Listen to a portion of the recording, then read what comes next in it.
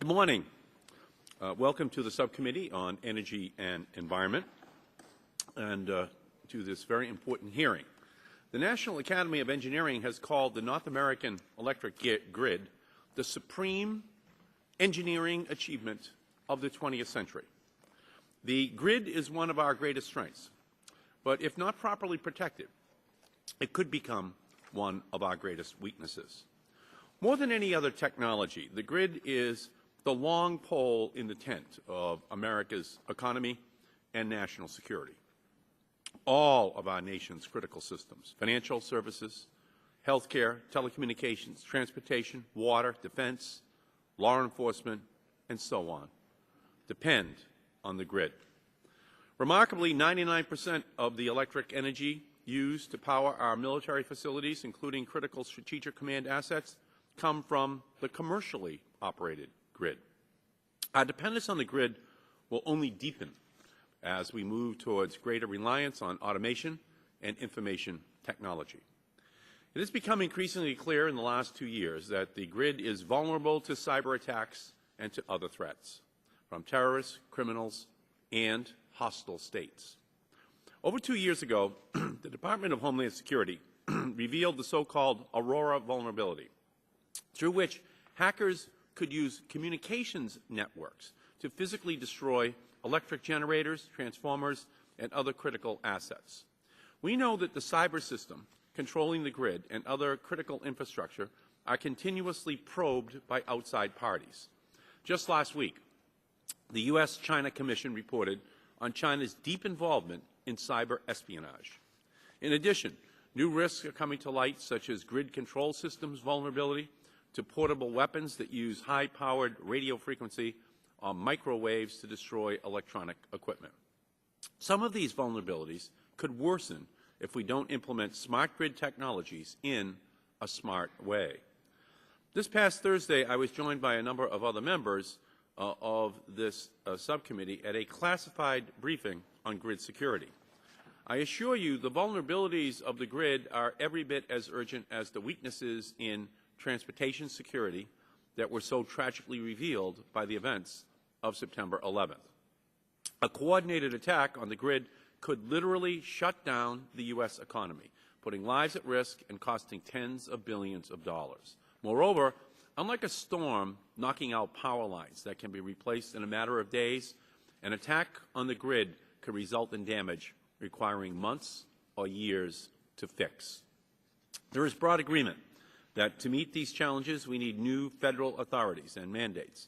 The status quo for federal regulation in this area, which relies exclusively on industry development or consensus reliability standards through the North American Electric Reliability Corporation, is inadequate. That said, tough questions remain as to precisely what shape any new authorities and mandates should take. This morning, we will consider two bills that address these issues. One, sponsored by Mr. Barrow, which Chairman Waxman and I have co-sponsored, and a second sponsored by Homeland Security Committee Chairman Benny Thompson. I commend Mr. Barrow and Chairman Thompson for their leadership on this critical issue. I think it's fair to say that the Barrow bill, of which I am a co-sponsor, would establish the minimum new authority that all parties, including the utility industry and state regulators, agree is necessary. However, many parties argue persuasively that we must go further in order to adequately address the threats before us. I have kept an open mind on these issues, and I urge the other members of the subcommittee to do likewise. I am committed to working closely with Mr. Upton and Mr. Barton, along with Mr. Barrow and Chairman Waxman and all the other members of the committee to move strong grid security legislation as soon as possible. This hearing represents an important first step in that direction.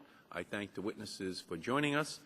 I look forward to your testimony, and now I turn and recognize the ranking member of the committee, Mr. Upton. Well, thank you, Mr. Chairman, and I do want to thank you for holding this very important hearing. We appreciate our witnesses joining us this morning as well.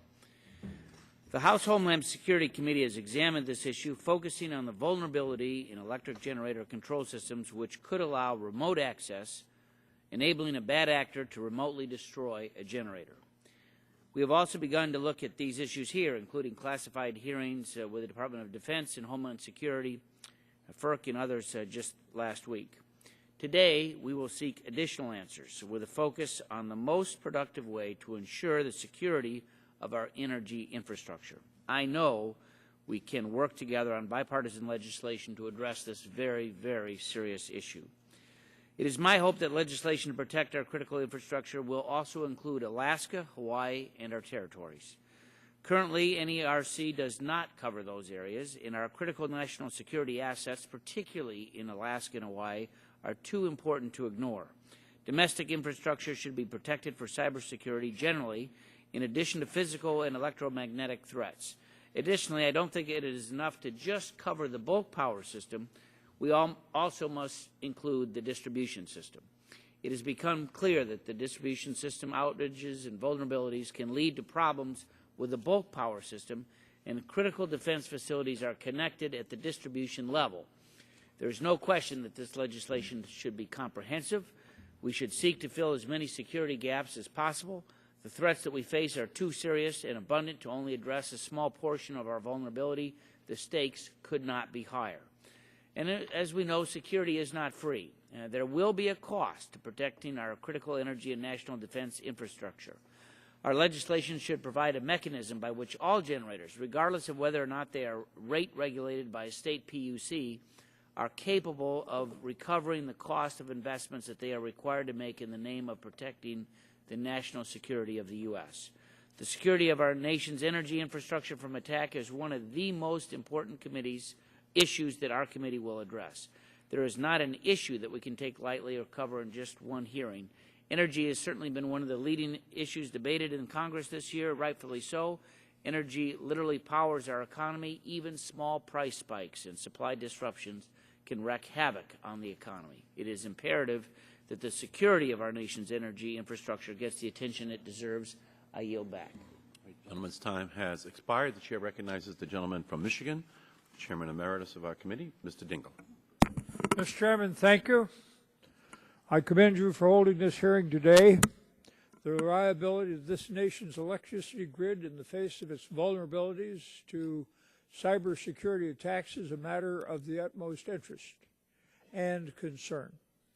Mr. Chairman, I would note that the White House has indicated that there will be a significant effort on the part of the administration to address the renewal of the grid. Therefore, this hearing comes at a very important time because in addition to addressing the questions of efficiency of the grid, we can also see to it that questions relative to the safety and security of the grid are also addressed. If there were a successful remote cyber attack on a plant's utility control systems, we could face something more serious than a brief brownout or blackout.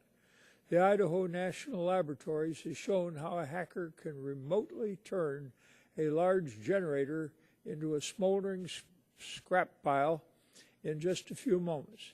Known as the Aurora vulnerability, this type of attack could destroy generating equipment and impair the generation and delivery of electricity across the entire area of North America for weeks or months. Its consequences cascading on consumers, on our economy, on our healthcare system, and on our national defense assets, amongst other things. These concerns are not just theoretically. It has been reported that China, Russia, and other nations have conducted cyber probes of the U.S. grid systems. Moreover, cyber attacks have actually been conducted against critical infrastructure in other countries. In response to the Department of Homeland Security's warning about Aurora vulnerability, the North American Electric Reliability Corporation, NERC, issued an advisory in June 2007, which outlined immediate and longer-term mitigation measures for utilities.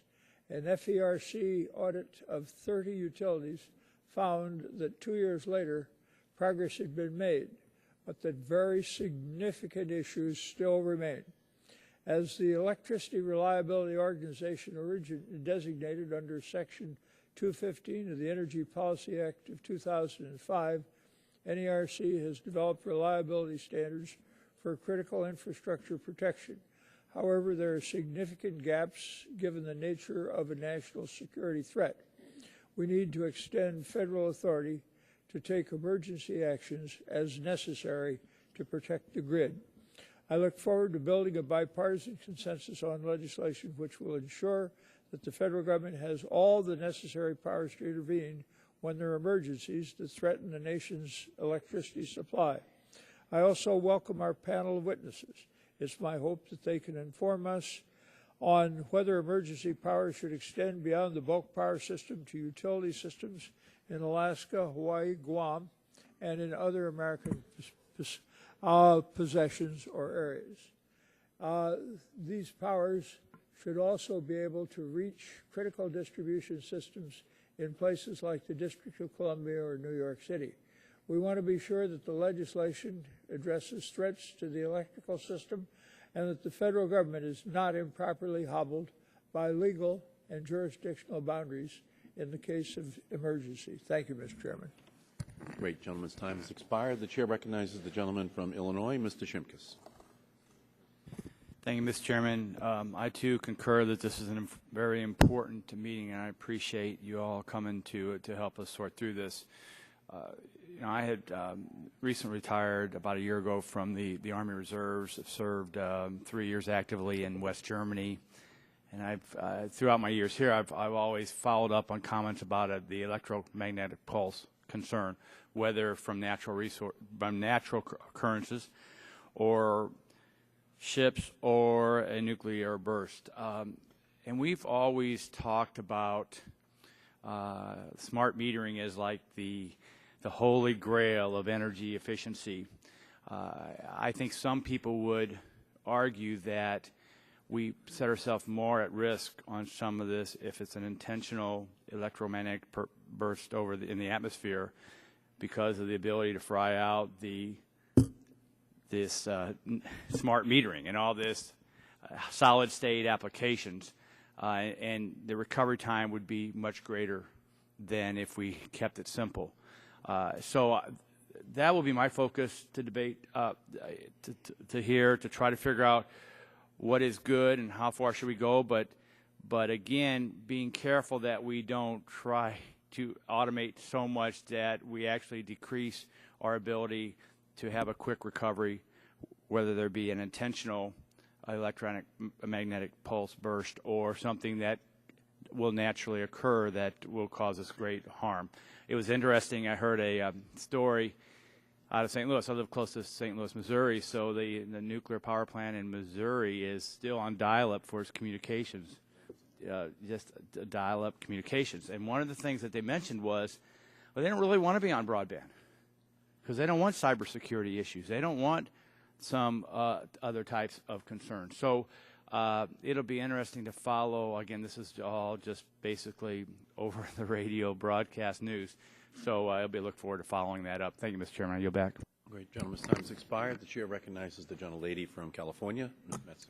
Thank you, Mr. Chairman. Thank you for calling this hearing.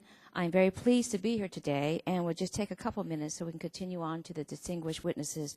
I'd like to thank today's panelists for joining us to discuss the security of our electric grid with regard to the two pending pieces of legislation. In particular, I'd like to welcome my friend and constituent, John DeSazio, General Manager and CEO of Sacramento Municipal Utility District, otherwise known as SMUD, to today's hearing. John has served SMUD most admirably for nearly 30 years. He originally joined the utility as a buyer for the district's purchasing department. He was promoted to the utility's top post last year after serving as the assistant general manager since 2000 and being awarded a number of customer service honors.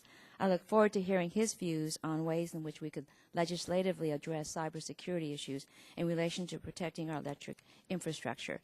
Additionally, I look forward to hearing all of your expert opinions. The expertise you share here will be useful throughout the committee process and in considering these measures. As we are aware, the world has become critically reliant on digital communications, making military targets, civilian infrastructure, particularly our electric grid, vulnerable to cyber attack. The electric grid is a significant part of our country's infrastructure. Failure to take preventative steps to ensure its protection significantly endangers our economy. It is critical that we examine the existing regulatory authorities that respond to threats aimed at our power system, and we need to continually examine the expanding risk of cyber attacks and the implications for traditional methods of deterrence. This committee is well positioned to examine this issue and has already suggested one manner in which to address it. Together, we can assure that we have the tools and resources necessary to effectively defend our electric infrastructure. I look forward to hearing from the panelists on the bills before us today and working with the committee and stakeholders on these important matters. Once again, I thank you, Mr. Chairman, for highlighting this important topic, and I yield back the balance of my time. The gentlelady's time has expired. The chair recognizes the gentleman from Florida, Mr. Stearns. Good morning, and thank you, Mr. Chairman, and thank the ranking member, Mr. Upton, for calling this really important hearing, which basically is addressing the vulnerability of the nation's electrical grid to cyber attacks and the steps that are needed to taken to protect this critical infrastructure. It's become apparent, I think, to all that our electric grid is vulnerable to cyber attacks by terrorists and by other nations. Our nation's infrastructure systems are heavily, obviously, reliant on computer-based systems that are used to monitor and control sensitive processes and physical functions. These systems were once mostly closed, proprietary operations, but are increasingly connecting to open networks like corporate intranets and the Internet. The transition towards widely used technologies and open connectivity exposes control systems to the ever-present of these cyber risks that exist in the information technology world, in addition to control system-specific tasks. Driving such concerns are reports that malicious attacks are rising on specialized computer control systems that open and shut valves on natural gas pipelines, throw circuit breakers on power lines, and make telecommunications and defense networks, nuclear power plants, and hydro dams do their jobs. To address these technologies, these vulnerabilities, the Institute for Human and Machine Cognition, which is part of the Florida Institute of Technology and partnership thereof, Mr. Chairman, is located in my hometown of Florida, Ocala. It's creating new processes for better defending supervisory control and data acquisition systems, SCADA, from attack. Such systems, known as SCADA, monitor and report on the functions of closed computerized networks that provide real-time data in the operation of these central facilities. For example, SCADA networks could track something as simple as a climate control system in an office building, or monitor the key workings of something as complex and expansive as a nuclear power plant. SCADA networks are also widely used to control the flow of oil and natural gas through pipelines, dams, and many non-energy related processes such as the water and sewer lines, telecommunication systems, and mass transit systems. So, Mr. Chairman, I think this is a very good hearing. I look forward to our witnesses. Great. Gentleman's time has expired. The chair recognizes the gentleman from California, Mr. McNerney. Well, I want to thank you, Mr. Chairman, for calling this meeting on the critical issue that's in front of us, and also a very fascinating issue. I want to thank the witnesses.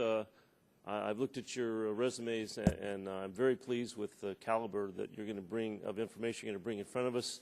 Mr. DeStasio, from my area in California, I appreciate your coming out here today.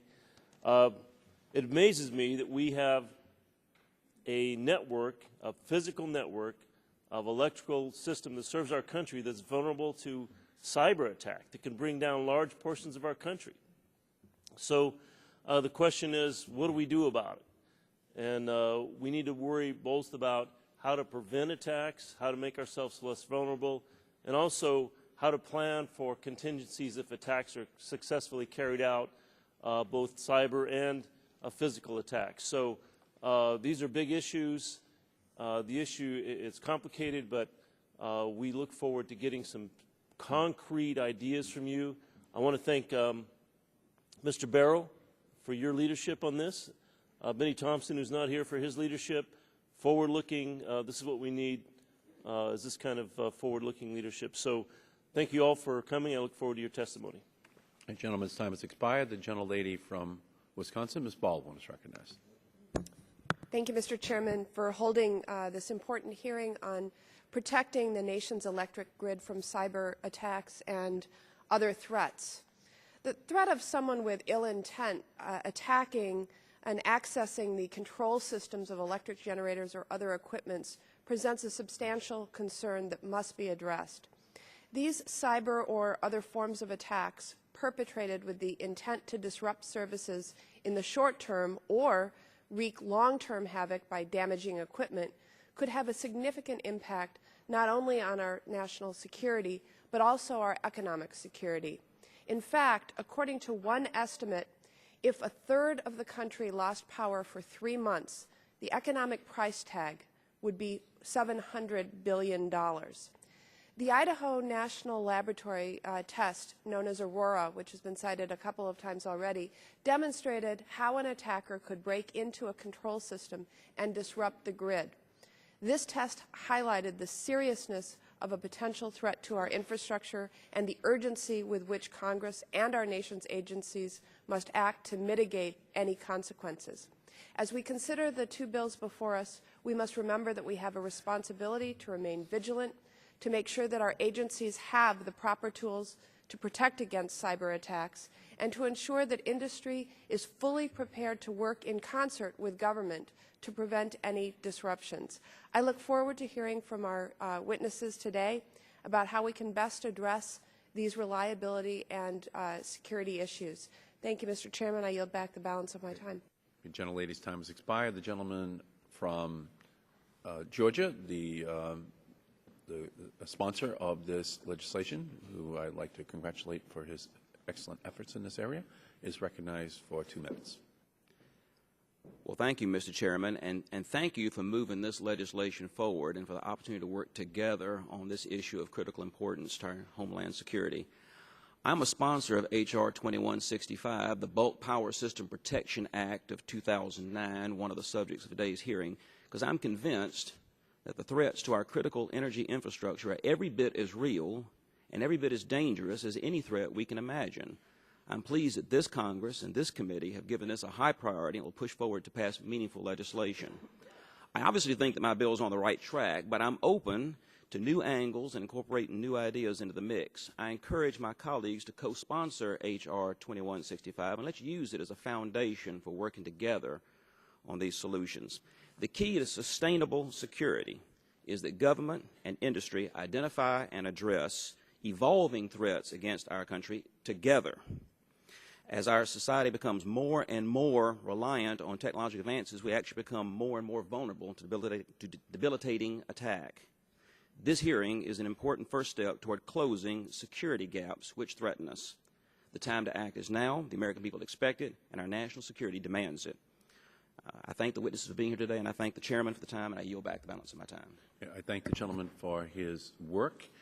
All time for opening statements has been completed. Chairman Benny Thompson, Chairman of the Homeland Security Committee and lead sponsor of H.R. 2195, one of the bills that we're considering today, has submitted a written statement for the record. I'd like unanimous consent that that statement be entered into the record without objection, so ordered, and all members can introduce their statements for that purpose. I would also like to add that Chairwoman Yvette Clark of the relevant committee on the Homeland Security Committee and Jim Langevin, who was the chair last year, would also like to have permission to have time reserved, space reserved in the record for their statements as well, and I want to congratulate them on their excellent work on this issue. I note that the gentleman from Pennsylvania, Mr. Pitts, has arrived. Mrs. Scalise has arrived. Would you like to be recognized, Mrs. Scalise? Then we'll turn. I'll submit it for the record, Mr. Chairman. Then the gentleman from Pennsylvania's statement will be included in the record at the appropriate point. So we'll turn to our first witness, Mr. Joseph McClelland, Director of the Office of Electric Reliability at the Federal Energy Regulatory Commission. Mr. McClelland has led FERC's efforts to approve and enforce mandatory reliability standards for the electric grid. We thank you for joining us today. Please begin. Mr. Chairman and members of the subcommittee, thank you for the privilege to appear before you today to discuss. Could you move that microphone in a little bit closer, please? A little bit closer? How's that? A little bit closer. Okay, good. Thank you. Thank you for the privilege to appear before you today to discuss the security of the power grid. My name is Joe McClelland, and I am the Director of the Office of Reliability for the Federal Energy Regulatory Commission. I'm here today as a Commission staff witness, and my remarks do not necessarily represent the views of the Commission or any individual commissioner. In the Energy Policy Act of 2005, or EPACT 2005, Congress entrusted the Commission with a major new responsibility to oversee mandatory, enforceable reliability and cybersecurity standards for the nation's bulk power system. This authority is new Section 215 of the Federal Power Act. Under the new authority, FERC cannot author or modify cybersecurity standards, but must select an industry self-regulatory organization termed the Electric Reliability Organization, or ERO, to perform this task. The ERO develops and proposes cybersecurity standards or modifications for the Commission's review, which it can then either approve or remand. If the Commission approves a proposed cybersecurity standard, it applies to the users, owners, and operators of the bulk power system and becomes mandatory in the United States. If the Commission remands a proposed standard, it is sent back to the ERO for further consideration and work. The Commission selected the North American Electric Reliability Corporation, or NERC, as the ERO. It is important to note that FERC's jurisdiction and reliability authority is limited to the, quote, bulk power system, end quote, as defined in the Federal Power Act, which excludes Alaska and Hawaii, transmission facilities in certain large cities such as New York City, and distribution systems. Pursuant to this duty, in January of 2008, FERC approved 8 cybersecurity standards known as the Critical Infrastructure Protection Standards, or CIP standards, proposed by NERC while concurrently directing modifications to all of them. Although the existing CIP standards are approved, full implementation of these standards by all entities will not be mandatory until 2010. The first of several batches of modifications responding to the Commission's directives was approved in September of 2009, although the Commission directed further modifications to the revised standards. It is not yet clear how long it will take for the CIP standards to be modified to eliminate some of the significant gaps in protection within them. On a related note, as smart grid technology is added to the bulk power system, greater cybersecurity protections will be required, given that this technology provides more access points to attackers and can increase the grid's cyber vulnerabilities. The CIP standards will apply to some, but not all, smart grid applications. Physical attacks against the power grid can cause equal or greater destruction than cyber attacks. One example of a physical threat is an electromagnetic pulse, or EMP event. In 2001, Congress established a commission to assess the threat from EMP, and in 2004 and again in 2008, the EMP Commission issued its reports. Among the findings of the reports were that a single EMP attack could seriously degrade or shut down a large part of the electric power grid. Depending upon the attack, significant parts of the electric infrastructure could be, quote, out of service for periods measured in months to a year or more, end quote. In addition to man-made attacks, EMP events are also naturally generated, caused by solar flares and storms disrupting the Earth's magnetic field. Such events can be powerful and can also cause significant and prolonged disruptions to the power grid. Regardless of whether an EMP event is man-made or occurs naturally, it can cause equal or even greater destruction than a cyber attack, and the federal government should have no less ability to protect against it. In September of this year, FERC initiated a research project with the Oak Ridge National Laboratory to study the effects of an EMP event on the United States and to identify mitigation measures to protect against it. DOE and DHS have joined in this study, and we expect to complete it within 6 months. The standards development system utilized under the Federal Power Act develops mandatory reliability standards using an open and inclusive process based on consensus. Although it can be an effective mechanism with dealing with the routine requirements of the power grid, it is too slow, too independent, and too open to address threats to the power grid that endanger national security. FERC's current legal authority is insufficient to assure direct, timely, and mandatory action to protect the grid, particularly where certain information should not be publicly disclosed.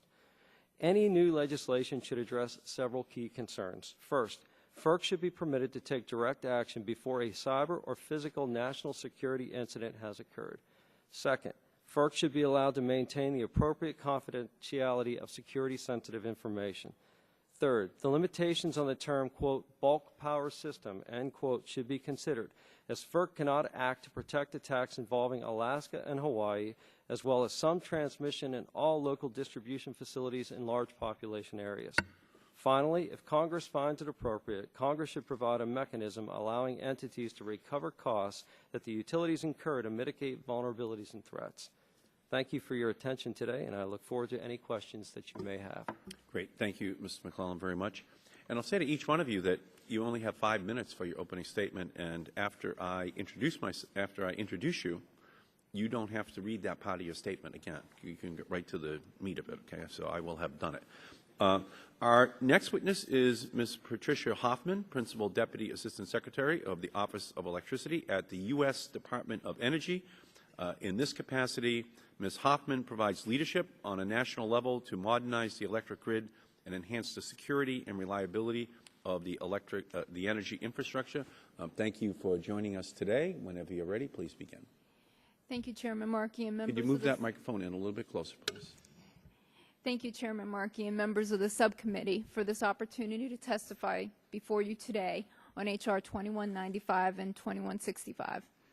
The energy sector's threat analysis encompasses natural events, criminal acts, and insider threats, as well as foreign and domestic terrorism.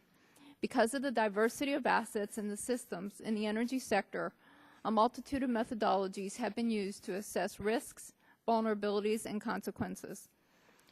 Also, improving the resiliency of the nation's electric power grid for the purpose of national security will come at a cost.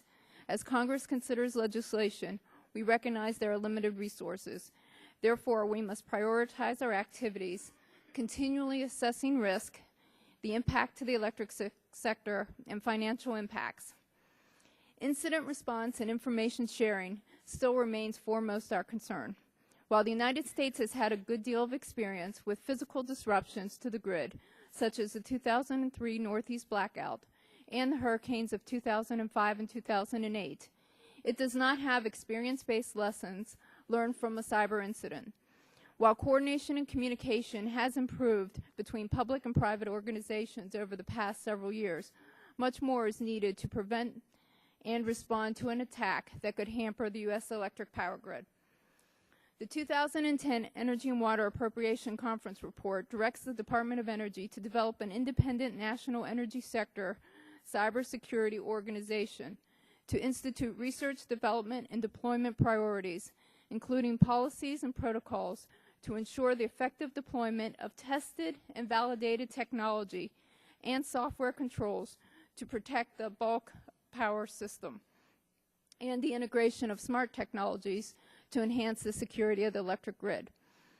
Congress assigned the National Institute of Standards and Technology, NIST, with the responsibility to coordinate the development of a framework and a roadmap for interoperability standards, including cybersecurity.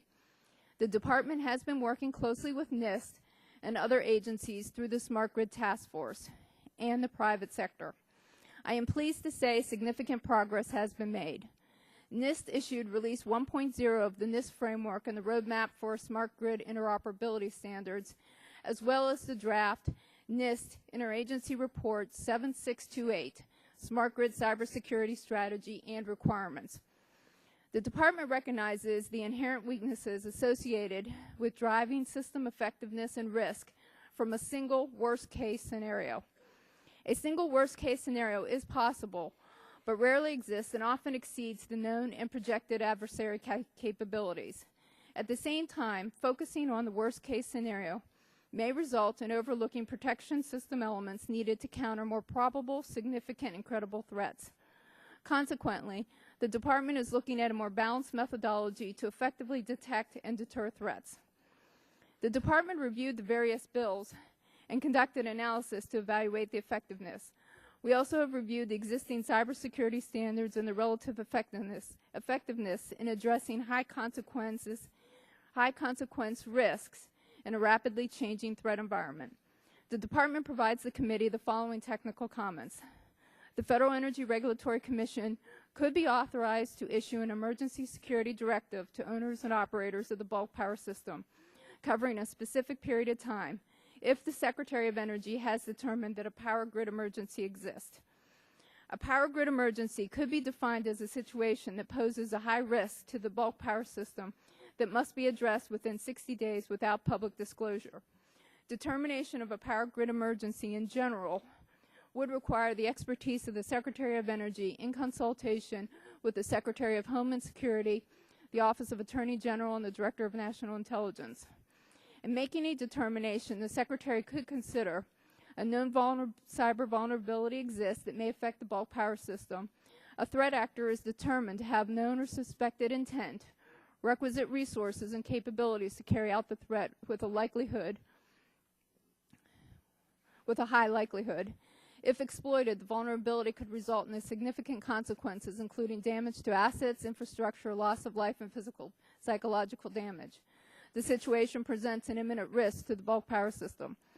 Any directive should have performance objectives and metrics for mitigating the identified threat, vulnerability, and/or potential consequence. The directive may alternately be in the form of an alert that notifies owners or operators of a potentially serious cyber situation. Specific methods for compliance could be left to the discretion of the provider of the bulk electric power, provided the security performance objectives are met. Any directive should notify the private sector and operators of the bulk power system of the nature of the risk, consistent with the proper handling of classified and restricted information, and direct operators to investigate, take appropriate and corrective action, and file report findings back to FERC within a specified time period, and if required, direct owners and operators of the bulk power system through NERC to develop mitigations to test and validate such mitigations. The Department of Energy could provide technical support. With this, I will conclude my testimony. I thank you for the opportunity for being here, and I look forward to any questions you have. Thank you, Ms. Hoffman, very much. Our next witness is Mr. Gary Brown. He's the chairman of the New York State Public Service Commission. Mr. Brown is testifying on behalf of the National Association of Regulatory Utility Commissioners that will heretofore, from henceforth in this committee, be referred to as NARUC, which will completely confuse anyone watching on C-SPAN. So it's for anyone, this is your last notice, viewers. It's the National Association of Regulatory Utility Commissioners. So all 50 states have them. They each decide kind of what the electricity and telephone rates are in your state. Mr. Brown's going to speak for all of them in America. He has 30 years of experience in mastering the arcane language of regulatory law. And you have 5 minutes, Mr. Brown. Good morning, Chairman Markey. As you said, I am the chair of the Electricity Committee at NARUC. State regulators take the reliability and security of the bulk power system very seriously. However, as technology changed, new risks and vulnerabilities have emerged. The transition to a smarter digital, more efficient grid carries with it potential concerns. Do you want me to talk through it? You can continue through. Thank you. As Congress considers legislation in this area, it should seek to build on existing... When the bells ring, okay, it tells us with 2 bells that there's a roll call. This won't come out for your time. 3 bells that we have a quorum. When it goes out to 6 bells, and then it goes 6 bells, and then 6 bells, and 6 bells, you should start running very fast. But that hasn't occurred in my 33 years here. But just want to notify you that if it just keeps going through and ringing, that's not a good thing. But but so far, our reliability council up here. Mr. Chairman, it's worse when there's no power. So you hear no bells when there's no power. So this is maybe the key hearing. Otherwise, we'll be relied upon the same system that my district relied upon in 1775 with Paul Revere riding through and knocking on people's doors and saying, run, or get out your gun, huh? Anyway, you have 4 minutes and 29 seconds left to go, Mr. Brown. Thank you. As Congress considers legislation in this area, it should seek to build on existing federal-state coordination that results in a framework where vulnerabilities to the system are identified, prioritized, and resolved in a timely fashion. Congress needs to distinguish between imminent threats, which require immediate action, and vulnerabilities which can be resolved more deliberately. Our first vulnerability focuses on business process systems, email, office equipment, databases, etc., that are not unique to utilities but take on special significance given the utility's economic importance. A second vulnerability is more specific to utilities, and that is utility control systems. Supervisory control and data acquisition, or SCADA, systems are already inextricably part of our utility operations and have served to improve the efficiency and reliability of our system operations in every system throughout the country. Regulatory commissions have begun to probe the cyber preparedness of utility companies in the realm of smart grid. In concept, the smart grid has the potential to provide improvements in situational awareness, prevention, management, and restoration. In spite of introducing new vulnerabilities, smart grid fundamentally makes the electric system more secure. Still, this technology brings with it new vulnerabilities and new points of access to create intentional disruption, which should be taken extremely seriously. In each of these areas, steps are being taken to manage risk. The regulated companies we oversee have, through the North American Electric Reliability Corporation, developed good cybersecurity standards. The question of how far that standard extends is not yet clear. NERC's cybersecurity standards are extensive and thorough. Over the past 2 years, electric utilities across the country have requested significant additional staffing and significant additional dollars for NERC standard compliance activities in their transmission rate case filings at FERC. The standard already in place are adequate for both physical and cybersecurity. However, extending the applicability of those standards to lower voltage facility raises the question of how much more we are willing to pay for what may be a marginal increase in cybersecurity. I'd like to share 3 examples of commissions engaged to ensure compliance to ensure companies are meeting their responsibilities. Since 2005, the Pennsylvania Public Utility Commission has required all jurisdictional utilities to have a written cybersecurity plan to complement their emergency response, each of which are tested on an ongoing basis. Another state taking action is Missouri. The Commission requires all of its utilities to have in place reliability plans, and in May 2009 queried its utilities about steps taken or planned regarding cybersecurity as it relates to company operations. The contacts made highlighted NERC Order Number 706, which mandates that electric companies adhere to 8 standards relative to cybersecurity. Since 2003, the New York Commission's Office of Utility Security has carried out a regular program of oversight of both physical and cybersecurity practices and procedures as the regulated utility companies in the energy, telecommunications, and water sectors. Staff of this office is devoted full time to security audit responsibilities. Generally, we utilize the existing NERC SIP standards as benchmarks to form our own judgments about the quality of cybersecurity measures in place at the regulated utilities. Staff is adhering to a schedule that calls for visiting each regulated utility company 4 times a year to audit compliance with some portion of SIP standards, with the goal of measuring compliance with all of the standards at each of the companies over the course of the year. We have the benefit in New York of a close and effective partnership with our state cybersecurity office. The New York Office of Cybersecurity and Critical Infrastructure Coordination directs effort to maintain cybersecurity practices within state government agencies. We've established an excellent record for being a prompt and reliable source of information.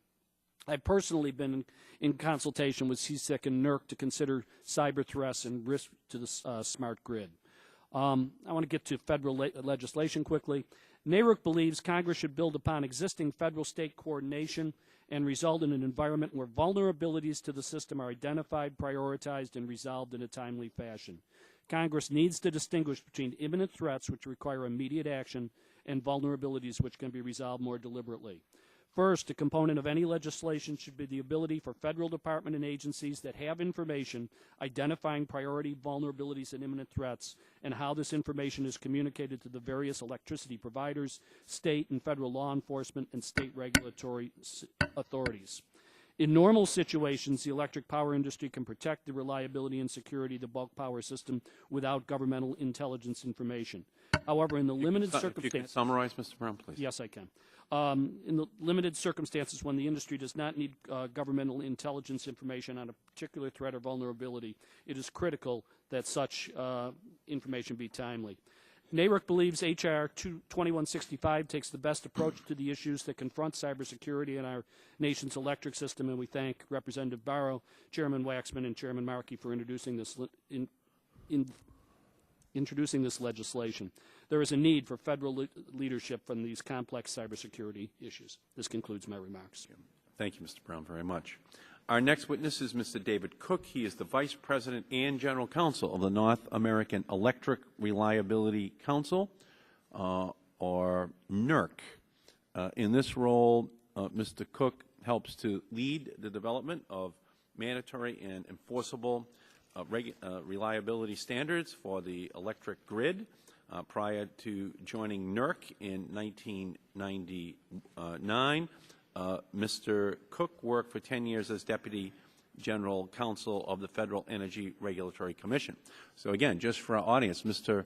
Cook is speaking for NERC, N, which is the private sector. Mr. Brown is speaking for NARUC, which are the state regulators. And the first two witnesses speak for the federal government. And that would be the Department of Energy, which I think everyone knows, and the FERC, the Federal Energy. We have FERC and NERC, and it does get confusing to people, okay? But it's federal government, state government, and now the private sector. Mr. Cook, whenever you're ready, please begin. Thank you, Mr. Chairman, and members of the subcommittee. NERC's overall mission is to ensure the reliability of the bulk power system in North America.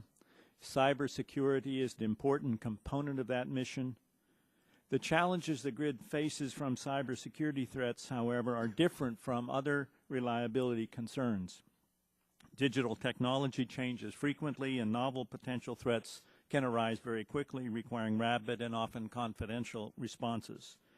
Threats can arise virtually any time and anywhere across the vast array of communicating devices on the grid. Moreover, cybersecurity threats are more likely to be driven by intentional manipulation of devices rather than the weather-related or operational events that regularly occur on the system. All of these characteristics set cybersecurity apart from other reliability concerns. For these reasons, NERC believes that the U.S. government needs additional emergency authority to address specific imminent cybersecurity threats. As the international regulatory authority for the reliability of the bulk power system, NERC is responsible for developing reliability standards applicable to all users, owners, and operators of the system. The standard-setting process brings together NERC industry and security experts from the United States and Canada to develop standards that must apply to the international grid. Developing long-term standards that apply to more than 1,800 diverse entities that own and operate the bulk power system is a complex undertaking. Standards must apply equally to companies with thousands of employees and those with only 20. Additionally, the standards must do no harm. NERC recognizes that while the standards in place today provide a sound starting point, they should be and are being improved. NERC is also working in a number of areas to make available the kinds of information that will help the industry better secure critical assets from advanced, well-resourced threats and other known cybersecurity activity on an ongoing basis. In its role as the Electricity Sector Information Sharing and Analysis Center, NERC analyzes and disseminates threat information and warnings to the electricity industry in the form of voluntary advisories, recommendations to industry, and essential action notifications. NERC's preparedness and awareness efforts are necessary but not sufficient to protect the system against imminent specific cybersecurity threats. The principal gap that NERC sees in the current law is that the federal government lacks sufficient authority to address an imminent and specific cybersecurity threat. Both H.R. 2165 and H.R. 2195 address that gap. NERC believes the authority to act in such emergencies should be assigned to a single federal agency. The legislation should also assure coordination between the federal agency with that authority and appropriate officials in Canada and Mexico. H.R. 2165 contains important provisions that require such consultation, while H.R. 2195 contains no specific provisions in this area. The jurisdiction provided by H.R. 2195 would go beyond the scope of existing Section 215 to cover distribution system assets. 2165 would limit its scope to the existing Section 215. While physical threats are also a concern, NERC believes addressing the present gap in authority to address specific imminent cybersecurity threats is the highest legislative priority at this time. One of the greatest challenges the industry faces in dealing effectively with the threats we've been discussing is a limited amount of concrete technical information coming from government agencies. Much of the information about threats is classified or otherwise subject to restrictions on disclosure. Without more specific information being appropriately made available to asset owners, they are unable to determine whether particular cybersecurity concerns exist on their systems or develop appropriate mitigation strategies. A mechanism, therefore, is needed to validate the existence of such threats and ensure information is appropriately conveyed. Over the past year, NERC has worked to facilitate this information sharing and stands ready to support further efforts in this area. Both H.R. 2165 and H.R. 2195 contain provisions to address this problem. To conclude, NERC, the electric industry, and the governments of North America share a mutual goal of ensuring that threats to the reliability of the bulk power system, especially cybersecurity threats, are clearly understood and effectively mitigated. NERC fully supports legislative efforts to provide the federal government with emergency authority to address imminent cybersecurity threats as quickly as possible. Moving forward, NERC is committed to complementing federal authority to address cybersecurity challenges, regardless of the form that legislation may take. Thank you. Thank you, Mr. Cook, very much. And our final witness is Mr. John DeStasio. He is General Manager and CEO of the Sacramento Municipal Utility District, or SMUD, heretofore, henceforth called SMUD for our hearing purposes. So we'll have SMUD, NERC, NARUC, DOE, and FERC. Okay. Good luck, C-SPAN viewers. In this hearing, we'll be discussing bulk power as it is differentiated from distributed distribution system and how we can coordinate. So, welcome, Mr. DeStasio. Whenever you're ready, please begin. Thank you, Chairman Markey. But you can see why we should legislate in this area. Okay? We need, you can see how we could escape a lot of attention from Congress in terms of the security of the system. Welcome, Mr. DeStasio. Whenever you're ready, please begin. Thank you, Chairman Markey, members of the subcommittee. I appreciate the opportunity to explain how the electric industry is addressing cybersecurity challenges and to support narrowly targeted legislation to enhance those efforts. SMUD supplies electricity to California's capital region. We serve a population of 1.4 million people. We operate 473 miles of transmission lines, but nearly 10,000 miles of distribution lines. Our customers include the state of California, County of Sacramento, companies such as Intel, and other customers critical to public welfare and our local economy.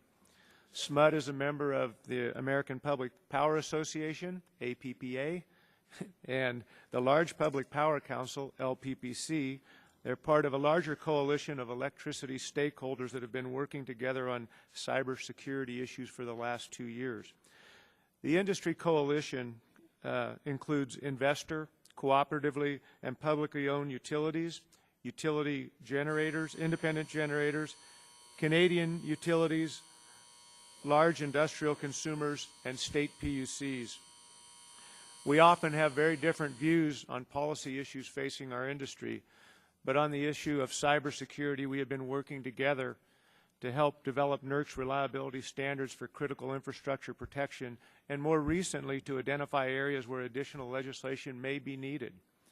APPA, LPPC, NARUC, the Canadian Electric Association, the Edison Electric Institute, the Electric Consumers Resource Council, the Electric Power Supply Association, the National Rural Electric Cooperative Association, and the Transmission Access Policy Study Group all support carefully crafted specific legislation to deal with the discrete issue of cybersecurity. We understand the seriousness of this issue, and we know we need to deal with it. It's in the industry's best interest to protect against cyber attacks. When the lights go out for whatever reasons, we're the ones held responsible. If they do go out, we want to be able to bring them back on as quickly as possible and to minimize potential risk to health, safety, and property, and to minimize any adverse impacts to the public. At the same time, our industry is facing additional regulatory requirements in a number of areas which all translate to increased costs for our consumers. Therefore, we must use our dollars and workforce wisely to address cybersecurity threats and vulnerabilities that are most likely to occur and have the greatest potential impact. We need close collaboration between government and industry participants rather than finger pointing. Therefore, any cybersecurity legislation Congress adopts should continue the strong industry partnership with government agencies in the United States and Canada. The interconnected North American electric power industry and NERC work closely with Department of Homeland Security, DOE, FERC, and Canadian authorities. New legislation should be built on this strong foundation. We support continued participation in NERC's industry-based and FERC-approved standards development process. NERC and the industry have committed significant resources to develop revised and new security standards. We have committed some of our scarcest resources, our subject matter experts in cybersecurity and system operations, to help develop second-generation draft standards. And it should be limited to the realm of cybersecurity. Some would prefer to include new legislation, other national security threats as well as cyber threats. SMUD and the Industry Coalition believe that other government entities, both state and federal, have more direct responsibilities for national security. The electric utility industry addresses physical threats through communication with local, state, and federal law enforcement agencies and through our own security measures. SMUD has established a strong and long-term partnership and communication with the FBI, Sacramento County Sheriff's Department, El Dorado County Sheriff's Department, and the Sacramento Police Department. SMUD and the Industry Coalition support H.R. 2165. This bill sets out a process for the federal government to interact with the industry in a cybersecurity emergency, but does not disrupt the existing reliability regime set out in Section 215. Specifically, the bill provides narrowly targeted authority for FERC to issue emergency orders in response to imminent cybersecurity threat to the bulk power system, specific authority for FERC to issue orders that address the Aurora vulnerability, improve communication flows of timely and actionable information from government to industry, and enhance responsibility for us to share critical energy infrastructure information. Enhanced authority for the electric power industry to protect and keep critical energy infrastructure information confidential and non-public and be limited to the bulk power system. With that, I'll conclude my remarks as time is out. Thank you. Great. Thank you, Mr. DeSazio, very much. And before I recognize myself, just so everyone understands where we're going here, so that we keep these definitions somewhat comprehensible for the audience, we're going to be talking about the bulk power system in the United States, and the Federal Power Act defines that to encompass the large-scale power plants and transmission facilities, but the Bulk Power Act specifically excludes distribution systems. Those are the local systems of lines that bring power from the large transmission facilities, that is, from the bulk power system out to our homes and out to our businesses. And it also specifically excludes the parts of the grid outside the continental United States, Alaska, Hawaii, and Guam. So just so you all understand what we're talking about here as we get into bulk power and distribution system. So the chair will recognize himself, and I would like Mr. Brown and for you to look at that question of the exclusion of the bulk power system from the distribution systems, because it's my understanding that there's no clear dividing line dividing the control systems that serve the bulk power system and those that serve the distribution system. So how can we possibly limit the federal authority to the bulk power system only when it's so interconnected to the distribution system, and and the fact that that does affect people's homes and businesses.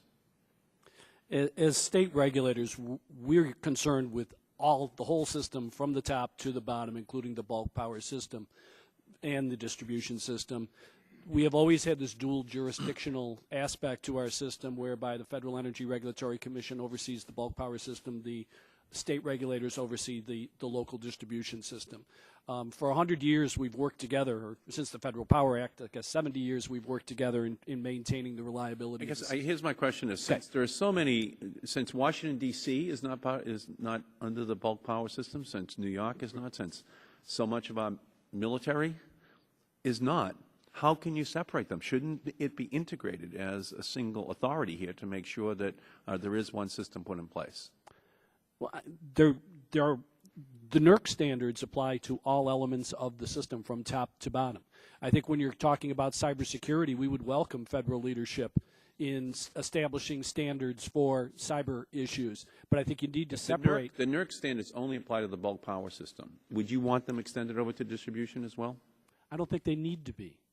But aren't they intricately entwined with the local distribution system? There's certainly the connection between the bulk power system and the distribution system. Shouldn't we then integrate it? But that doesn't mean that having a centralized authority is necessarily going to be more effective in terms of the reliability of the local system. I think you need to distinguish between the physical assets, which for a long time have been under the dual control, and cybersecurity requirements. And as I say, in cybersecurity requirements, I don't think the states would have huge problems with the federal government setting standards that apply throughout the system from top to bottom. Let me go to you, Mr. McClelland. What do you think?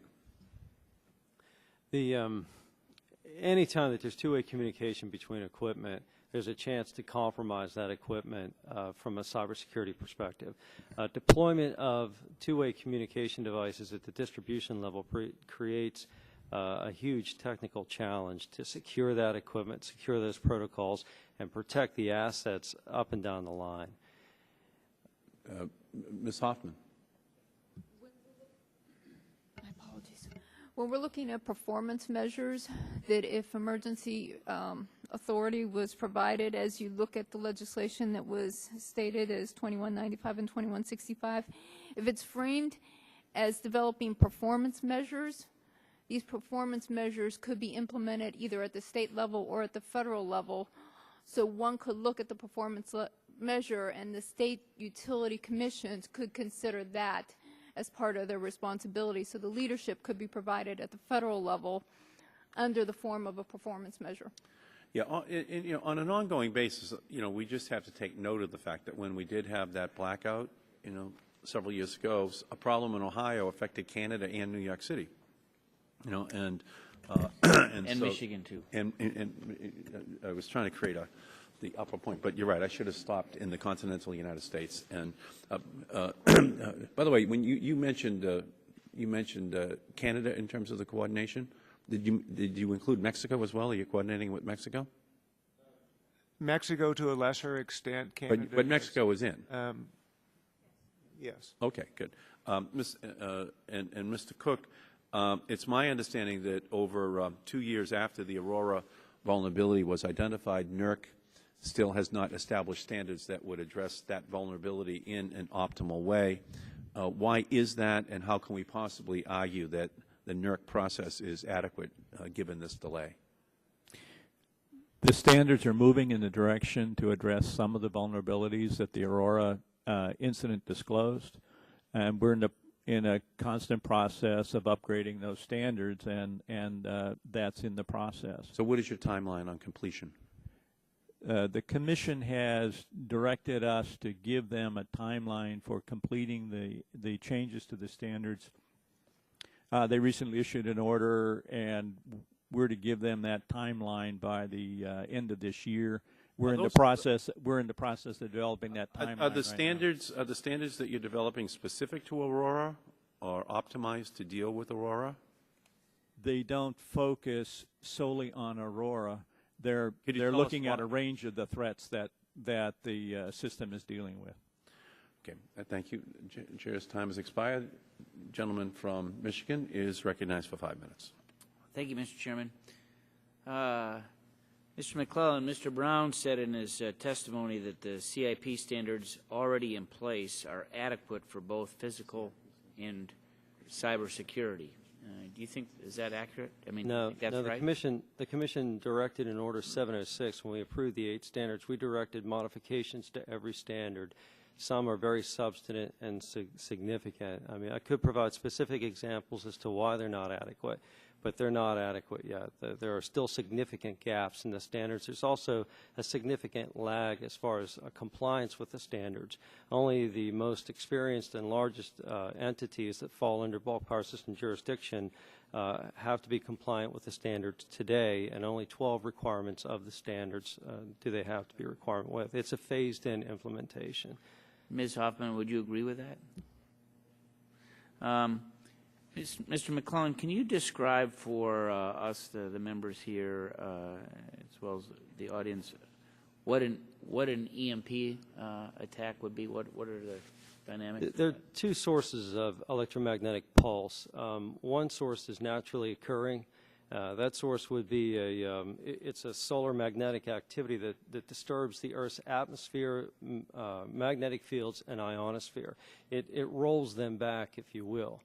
During that rollback time, the Earth's magnetic fields are disturbed. It collapses back on itself, and that produces ground currents, geomagnetically induced currents. Those currents travel through the Earth, and everything that they hit on the bulk power system, they wreak havoc on, particularly large bulk power system transformers.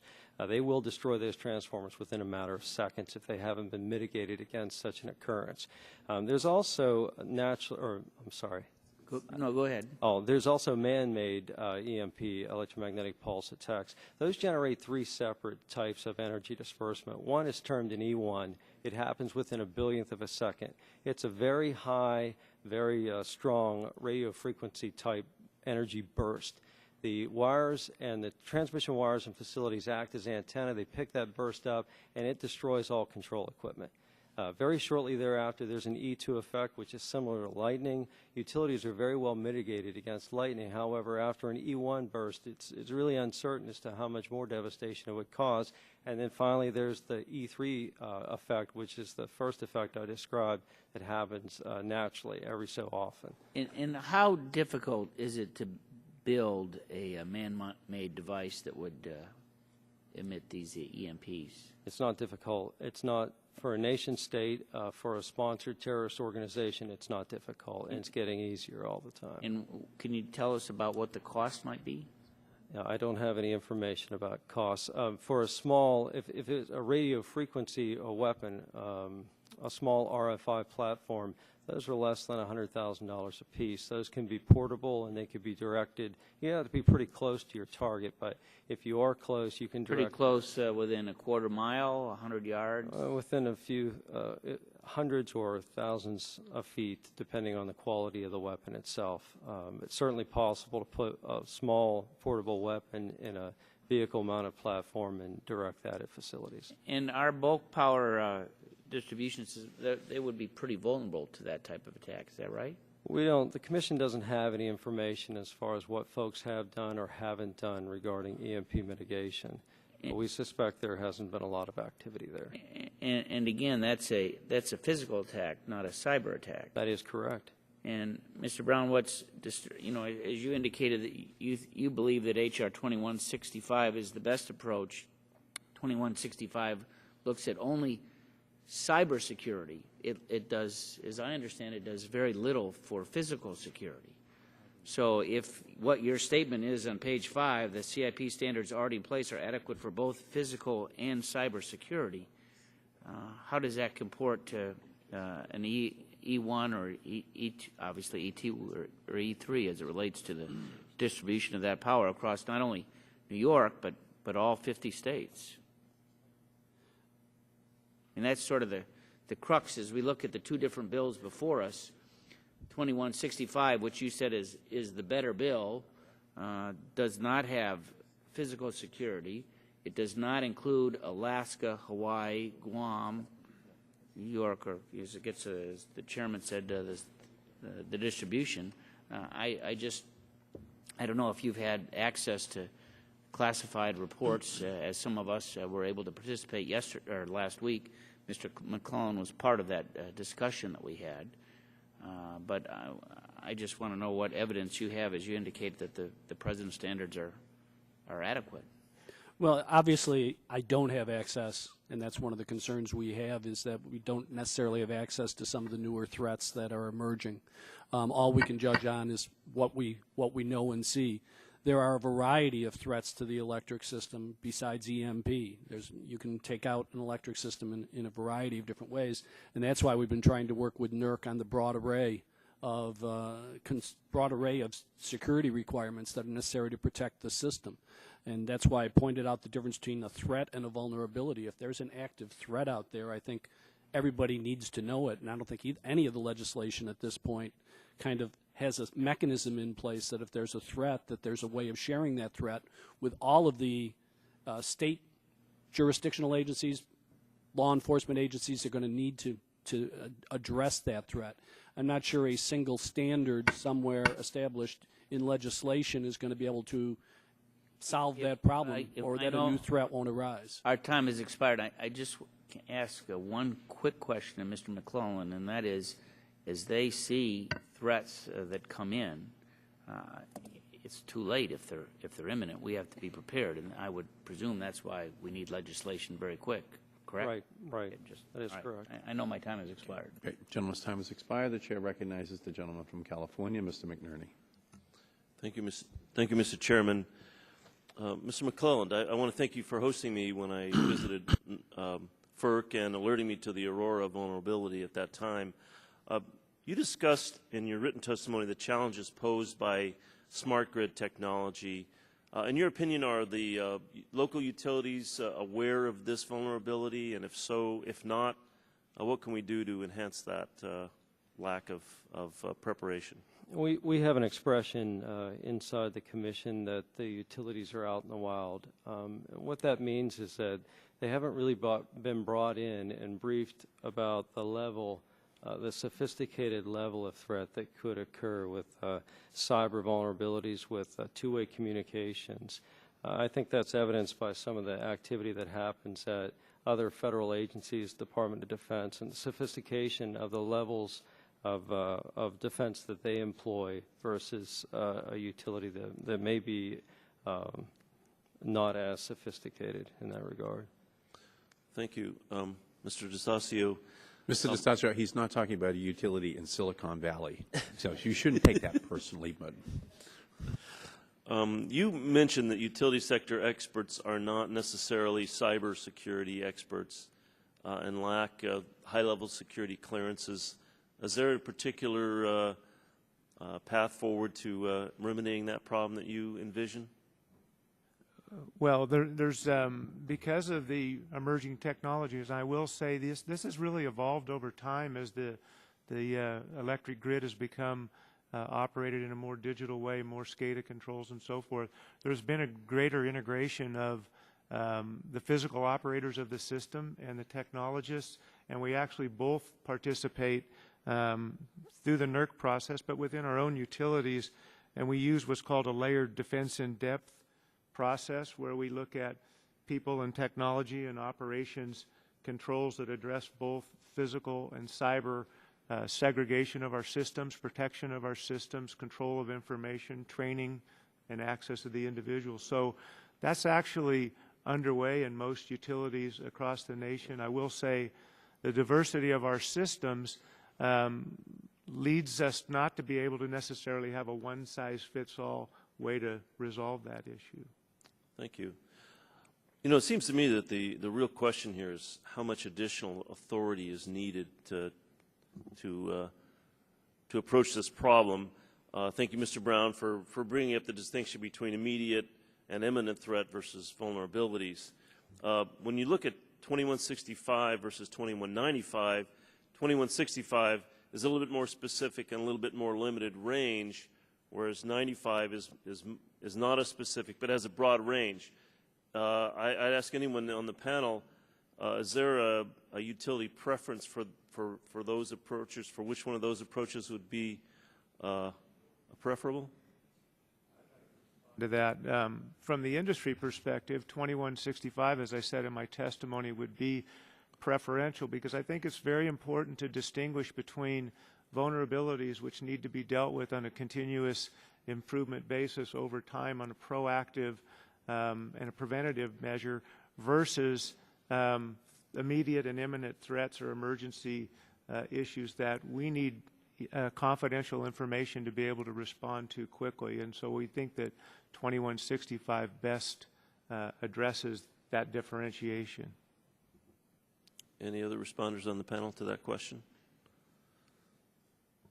Just that in 2005, the authorization for NERC, I think a lot of progress has been made along the way in trying to address the vulnerability question, trying to set standards for the vulnerability question. I think what makes the threat issue is where we believe the focus might be best served for this legislation, and that there be more an ability, a process established by Congress that will say if there's an imminent threat, exactly what the process will be in terms of disseminating that information to state regulators, utilities on a confidential basis so that we can all address this together. I think that's the most important part of the legislation, that kind of reinventing what's already been done in 2005 and trying to move it again may be a step backward instead of a step forward. A final question, if I have a little bit of time. Mr. Cook, I was involved in setting standards in my prior life, and it's kind of an interesting process to get people to agree on these things. How is that working out? I mean, are your participants finding ways to agree on these things, and then the broader utility network buying into those agreements? Is that what's happening? As a general matter, that's right. Gentleman's time has expired. The witness, please try to answer the question. Thank you. The industry has stepped up and is providing experts and is working through the process. As I mentioned earlier, it's a continuous process of improving these standards, and we're making that progress. Great. Gentleman's time has expired. The chair recognizes the gentleman from California, the gentleman from Texas, the ranking member of the full committee, Mr. Barton. Thank you, Mr. Chairman. I'm sitting here thinking what a perk it is to have you chairing a hearing with FERC and NERC while the terrorists are smirking and lurking around. It's somewhat of a Herculean effort on your part, and we appreciate it. Excellent. I'll try to respond before the end of your comments. I know you're going to be. Yeah, I got to go through the. You're going to have. You're going to have to work to beat that. Of course, I had 10 or 15 minutes to think about it. I think we should give the gentleman his full 5 minutes, and note the incredible. I'm going to work on SMUD too. We'll see if we can get something done that's not vulgar on that. But anyway, I'd ask Mr. McClelland and Mr. Cook, or Dr. Cook, to comment on the relationship between the bulk power system and the distribution system, and if you feel that the federal government should preempt the states in looking at this issue with regard to the distribution system. I can start. The bulk power system is generally defined as 100,000 volts or above. The legislation, the EPAC 2005, required the Commission to approve standards, review and approve standards for the bulk power system. However, it is defined by the regions. And so a region that chooses to redefine the bulk power system as, say, 200,000 volts and above can exempt 60 or 70% of the transmission facilities within that region by redefining the term bulk power system. So I think it's important to make the distinction that it's not just distribution that would be excluded under bulk power system. It may also be what is traditionally considered transmission facilities that serve major metropolitan areas that could be excluded by that definition. Now back to the term distribution facilities, it does, the legislation does exclude facilities used for the distribution of local energy, which would be the facilities that would capture, say, the meters on the homes and smart meters and any cyber facilities or appliances within the homes that communicate to the meters that may communicate then back to the transmission systems. And from an oversight perspective, from a reliability standards perspective, it's extremely difficult to regulate that communication without that ability, without that jurisdiction. Mr. Cook? For us, it's a matter of priorities, that the consequences are most profound at the bulk system level, and that's where our focus has been, and that's where we believe the focus needs to be. Would the witness from the Department of Energy want to comment on that? Any leadership that FERC provides in developing performance measures to protect the reliability of the bulk power system could be applicable to the distribution system if the state PUC regulators decide to choose and follow them. Okay. Mr. Chairman, I'm going to yield back. I think this, to be really serious, this is a very serious hearing, and I'm glad you're doing it. I would hope, though, that we could legislate at the federal level without impinging too much on the local or the state level for distribution systems. I would be reluctant to be too bold in preempting the states, but I think this is an important issue, and I'm very glad that you and Chairman Markey are addressing it in the way that you're addressing it. And with that, I yield back. Thank you, Mr. Barton, as well, and thank you for you have drawn our attention to this issue in another way. That, for better or worse, there is a quirk that NERC and FERC do not have. I almost used quirk, but do not have jurisdiction. I sure as a result, using quirk. Some jerk could hurt the system, and we have to close that regulatory black hole here. Great minds think alike, Mr. Chairman. And I'm not sure that other people are viewing us that way, but I thank the gentleman. Chair recognizes the gentlelady from Wisconsin. Thank you, Mr. Chairman. One very specific question, hopefully followed by a broad open question. In our briefing memo from committee staff, we have our attention pointed to physical vulnerabilities of the grid, and I'm just going to read you an excerpt. For example, large transformers essential to the reliable operation of the grid are manufactured outside of the United States, and replacement may require up to 2 years. A limited number of spare large transformers are available within the United States, and industry has developed a program, the Spare Transformer Equipment Program, or STEP, another acronym, providing for sharing of such assets in the event of a terrorist attack. Any policy recommendations of how we can, and I'll ask you, Ms. Hoffman, recommendations on how we can be more prepared in the event of an emergency? You bring up a very, very important point. It's critical to the reliability of the bulk power system is the recovery of that system. So an important aspect of that is the focus on manufacturing and manufacturing capabilities in the United States. So as we look at developing protection mechanisms, we must recognize that some parts of the grid will go down. So another key aspect is how fast can we restore? And that's directly to what your is point, our which is very important. domestic manufacturing capacity, and what are we doing to bolster it? For large transformers, very limited. In fact, I think there's only one company that is being that will be looking at large transformers. Thank you. On a much broader question for all of you is issue of communication and information exchange. And we've had testimony from the state perspective, from the NERC perspective of the frustration being that much of this is classified and tightly held and needs to be communicated to actors with the ability to prepare and plan. And yet we have sensitivities with getting certain information out. We've been grappling with this as a committee on previous legislation relating to chemical plant security, with water treatment plant security. Now in this arena, I know it's a very broad question, but I would like to hear your perspectives on how we get the information that we're learning at the Department of Energy, at FERC, to the hands of the people who actually need to plan and help us prepare while protecting that information carefully. And we haven't even talked about ISOs, but they're another level of all of this. And if you wouldn't mind just starting with Mr. McClelland and going through the panel, that would be helpful. One of the problems we had with the Aurora advisory, the advisory went out by NERC in June, and the Commission was asked to do follow-ups to determine how effective the mitigations were put into place. We couldn't protect the information or felt that we may not be able to protect it from a FOIA request. And so we ended up asking for industry volunteers and reviewed their plans one at a time without taking any information back to the commission.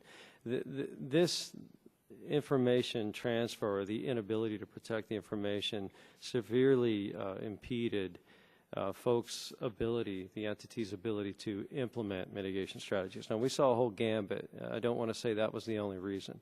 There were some folks that were very well mitigated. There was good old-fashioned American ingenuity that had been deployed, but there were other entities that had done nothing, and additional information didn't appear as if it would have helped. So we've asked that any additional authority that be conveyed provide the ability for the Commission to protect that information. Briefly, Ms.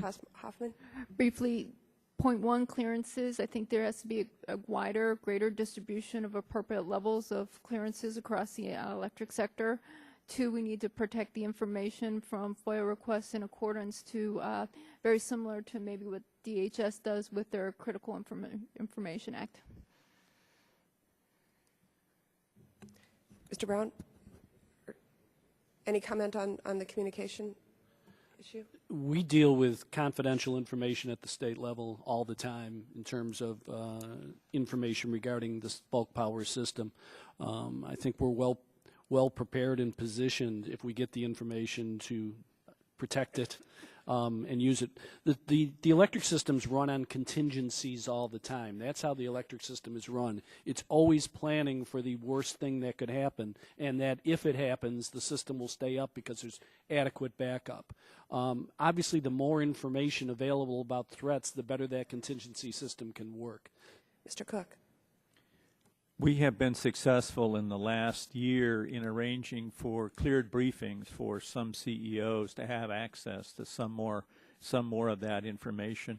More of that needs to happen. I agree with Ms. Hoffman that the clearances program needs to be accelerated, and there needs to be a way that this information can get out to folks without them having to make it public. The state open Records Act sometimes get in the way of that, because anything that some state agencies get has to be made public then. Mr. DeStasio. I would agree with Mr. Cook. I think that that's an important step for Congress to consider, because right now, without adequate clearance, the information we might get would be limited and not applicable to a pending emergency or a vulnerability that we're the ones responsible for addressing. So we certainly support additional clearance levels to make sure that threats can be dealt with in a timely manner and confidentially. Gentlelady's time has expired. The chair recognizes the gentleman from Illinois. Thank you, Mr. Chairman. If you all would just, if you got a piece of paper, scribble down solar storm, radio frequency, EMP, and then cyber. And then my first question, there's two questions. I'd ask you to prioritize the threat as you see it in those four categories. And then I'd ask you to prioritize cost of recovery. And kind of following up on my opening statement about where our focus should be, I think sometimes we don't really know what is the biggest threat, what is the biggest cost recovery. And so if I could start with Mr. McClelland and just go down the line, if you all could do that for me, and if you don't want to, you don't have to, but I mean, if you could, that would be helpful.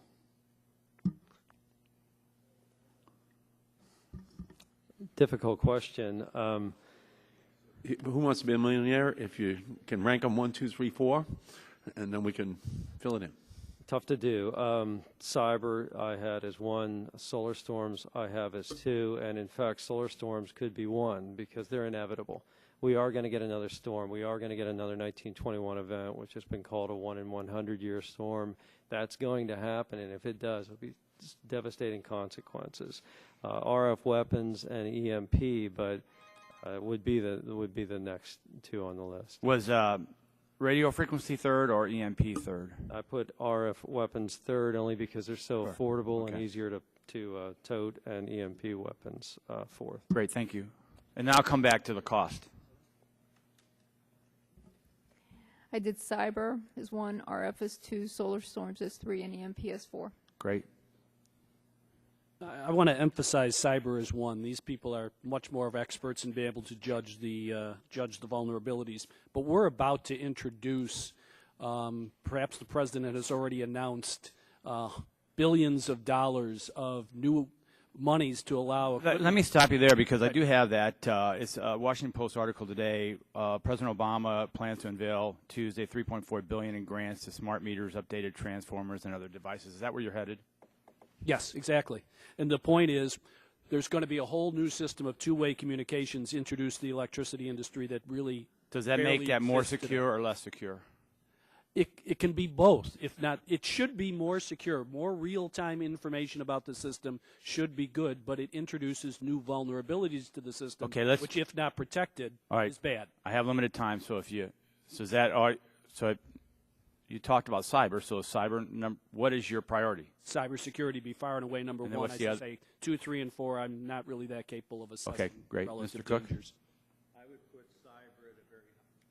Cyber at a very high number 1, solar after that, and it's between RF and EMP. I'm not sure. Great, sir. I would also put cyber number 1, and frankly, I'd like to consult with the industry because I'd put 2, 3, and 4 again. Okay, then let me go back to cost of recovery. If any of you could do that based upon these attacks. EMP and RF weapons I would put as number 1, and I'd rate them the same because it's the same mitigation for either of those two. Cyber I would put as number 2. That's highly dependent, though, on what the utility has or has not done. And solar I would put as number 3 as far as the least cost alternative. And I do want to add that in the original grouping, I don't have these, although I ranked them for you, I don't have them very far apart. Yeah, thank you. And I'm going to stop there because I'm limited time. I want to highlight that in April 21st, 2009, a study by the National Academy of Scientists found that the U.S. could suffer 1 to 2 trillion in damage as a result of EMP, and it would take 4 to 10 years to fully recover. By contrast, Hurricane Katrina inflicted 150 to 300 billion in damage.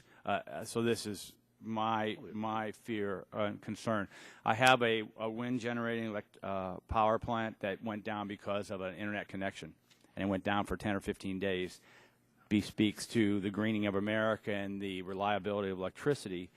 The other issue that I wanted to address, although we've kind of covered it in the this also speaks of my opinion. Everybody knows I'm a supply guy here on this committee. More generation versus less. If we limit the ability for us to increase generation in America, we increase the ability to put ourselves at risk when any 1, 2, or 3 of these are targeted. So I would be in support of a position that says let's build more power plants, not less. And thank you, Mr. Chairman, and I will yield. I don't have any time. Thank you, Mr. Chairman. Gentleman's time has expired. The chair recognizes the gentleman from Georgia, the sponsor of the bill, Mr. Barrow. I thank the chair.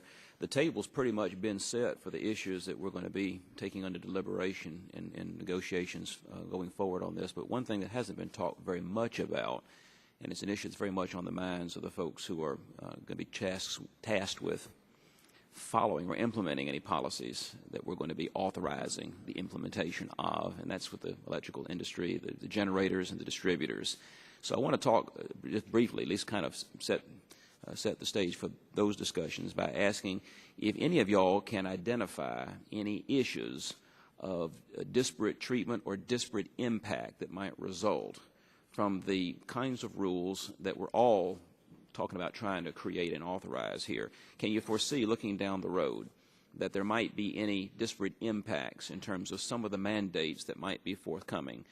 Impacts that might be disparate in terms of whether or not you're a big guy, a big for-profit utility company as opposed to a little guy in EMC, whether any regional impacts that you can foresee as a result of the mandates that we're contemplating here. We all want to do the right thing, and I know the generators and the distributors all want to do the right thing, but I'm sure that as there are staggering costs we're trying to avoid, there are going to be some costs we're going to incur along the way.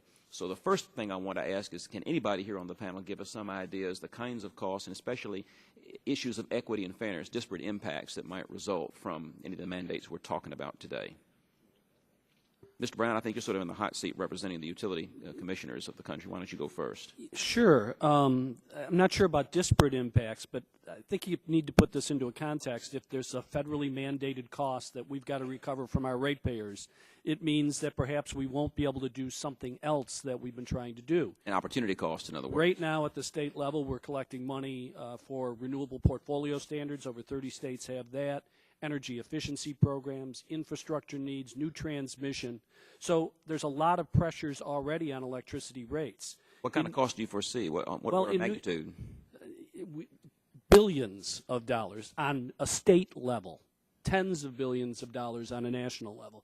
At the same time, customers that are over 60 days in arrears on their bills in New York is over $600 million is in arrears. That's up 25% from a year ago.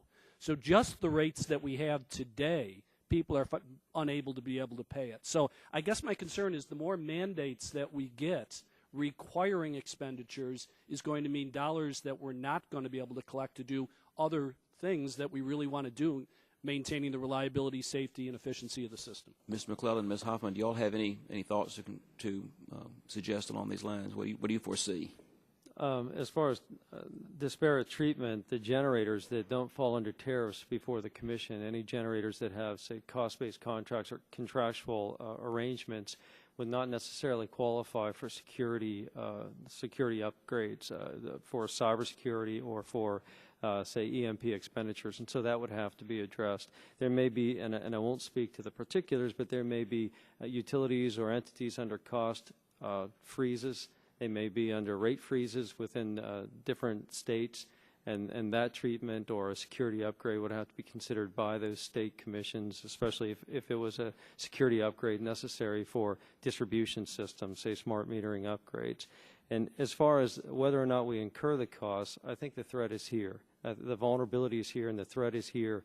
This is a different world. There are entities that are intent, they believe that the bulk power system in the United States, the electric grid, is a legitimate military target, and they have set their sights on that system. And so whether or not the costs are just going to have to be incurred, we're going to have to address the issue. But any way you slice it, the cost of prevention a whole lot smaller than the cost of inaction, what you're saying.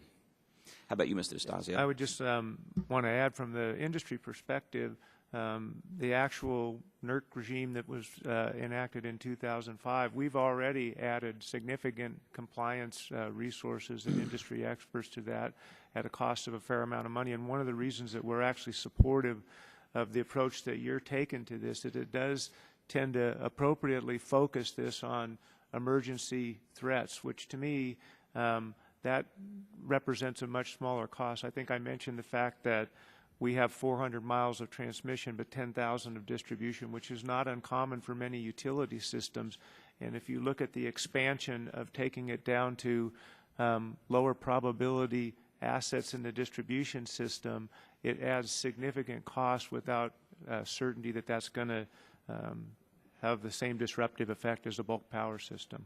Thank you. My time's expired. I'd like Ms. Hoffman to feel welcome to respond, but my time is up. Thank you, Mr. Chairman. Okay, gentleman's time has expired, but if you would like to respond. Real quick, the only comment that I would add is one size reliability does not fit all. Defense Department, manufacturing industries require a higher level of reliability than, say, residential customers or what they're more willing to accept. On-site generation, microgrids, UPS systems are alternatives to look at as we consider reliability. Great. Are there others who want to say a word here? No. Gentleman's time has expired. Mr. McClelland, do you want to say a word here? I had an opportunity. Okay, good. Thank you. Great. Chair recognizes the gentleman from Texas, Mr. Burgess. Thank you, Mr. Chairman. And Chairman Brown, I was particularly intrigued by your comments, how much are we willing to pay for marginal increases in security, and obviously that's the fine balance that we have here today. And I don't know if I have conceptually, if I have a good idea of the number of dollars that it would take to harden our grid against an electromagnetic pulse either whether it's generated by natural occurrences, by a solar flare, or a legitimate military target, as was outlined by Mr. McClelland. Can you give us some sense of the task ahead? If we were to have a grid that was completely impervious to anything versus what is actually practical, what are the cost differentials that we're talking about? We have infrastructure needs at state regulatory levels of billions of dollars just to maintain the existing aging system. The idea that you could make it impervious, I think, is tens of billions of dollars of investment. It's an entirely new and different way of doing the system. Earlier we talked about the bulk power. Can I stop you there? Yeah. Do we in fact, does the technology exist to do that? If dollars were not an issue, do we have the technical know-how to do that? It's a matter of duplication. You could duplicate a lot of the system over and over and over again. So, technically, I'll leave it to some of the experts whether it's completely impervious, but that's a lot of money, and this is all a cost-benefit analysis. I think that's what regulators do all the time, is cost-benefit analysis. I could gold plate the electric system in New York and make sure that we don't have as many outages, but the cost might be 2 to 3 times to ratepayers. They'd find it unaffordable to pay the rates that are out there. It's always a balance between reliability and cost, and you can't just look at cost because you'd have an unreliable system, but you can't just look at reliability because you'll have a gold-plated expensive system. Well, tough balance. On balance, the legislation that's the subject of this hearing, do you think we're threading that needle appropriately with trying to balance those two ends? One of the concerns I had about some of the legislation was it's reaching down all the way into the distribution system, was the chairman's first question. And I will note that, for example, the 3 major blackouts we've had in New York City, ranging from 1965 on, were all bulk power system disruptions, problems at the bulk power level got to the local level. It wasn't problems with the local system.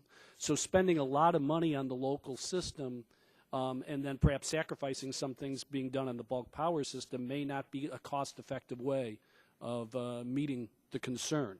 And that's why we'd like to see the focus on the bulk power system, and we think the work that began in 2005 with NERC is the appropriate way to be moving towards that goal. And yet, I mean, there are technologies available today that weren't available 5 or 10 years ago, and those technologies do, as I think you pointed out in your testimony, add increased vulnerabilities in different ways. With this legislation, are we taking an appropriate over-the-horizon look at what may be available to electricity consumers in the future and providing them the protections, or are we looking at a situation where we may have to be back here in 5 or 10 years, 15 years, and revisiting this entire issue? Do we have the appropriate eye on what's coming down the pipe for the future? In order to prevent that, I think we need to do a continual risk evaluation of what the new threats are and the new concerns are, as well as what the new technologies, so we can keep feeding and cycling through that loop so we stay ahead of the game. And that's why I also emphasize cybersecurity. That is the new element that's coming into the system. The smart grid, two-way communications, we really need to get that secure. I think that's the most important focus at this point in time. Yeah, I just, back home, there was an effort to go to smart meters, and then they turned out to not be in compliance with what we said they ought to have. And so you've got a company down there now that is asking its ratepayers to pick up the millions of dollars for meters that aren't going to be able to be used. We do have to be careful how we implement these things, because we can end up costing people a lot of money for very little return. And at the same time, as Mr. Shimkus points out, the far end of the scale is we may be asking for hundreds of billions of dollars of investment to protect us against trillions of dollars in loss and decades of recovery. So thank you, Mr. Chairman. I'll yield back.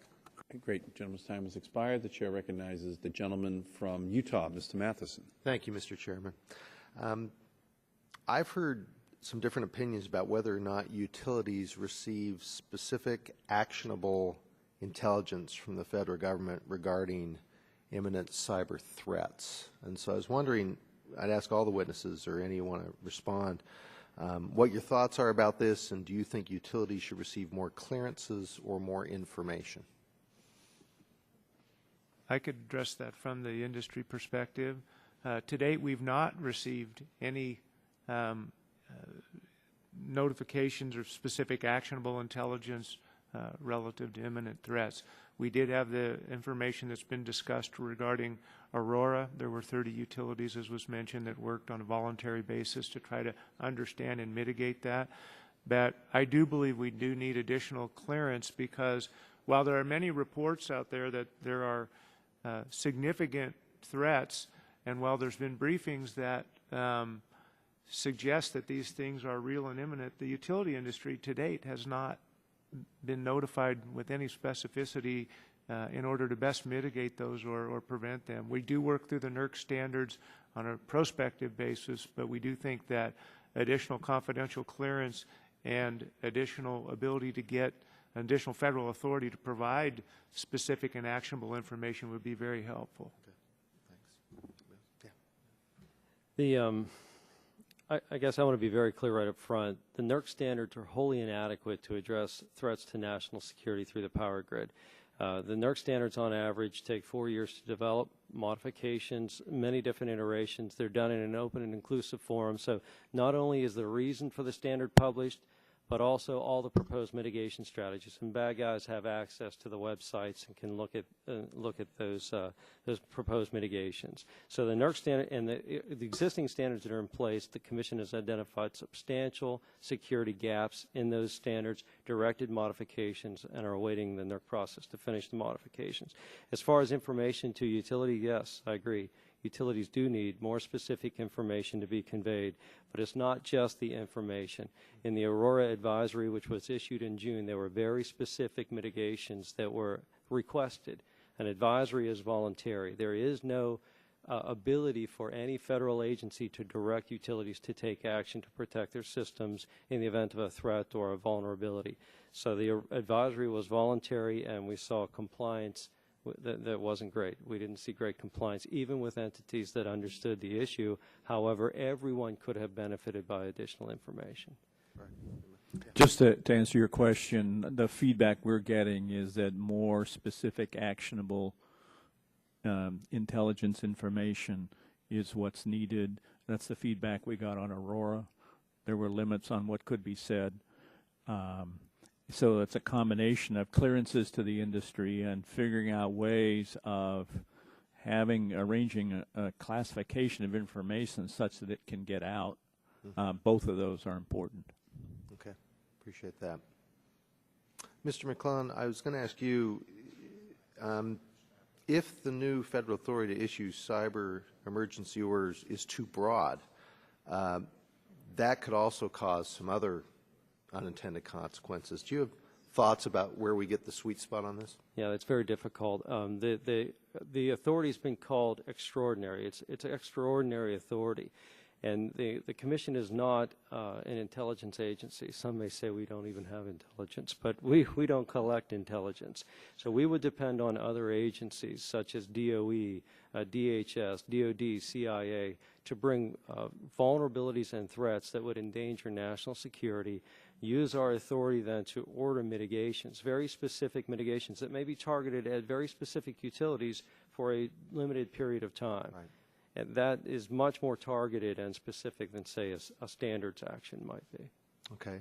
And can I ask you, do you have thoughts about how steps the federal government could take to, you've heard some other questions about costs from other members. Do you have thoughts about how the federal government could work with utilities to help mitigate the cost impact relative to the risks that we're trying to address? Yes. We had the benefit of reviewing with the utilities. We asked for 30 volunteers and did get 30 volunteers on the Aurora mitigation. We had the benefit of spending a day with each of those utilities, and there were some very good ideas that came from the utilities back to the Commission. So it would be an iterative process.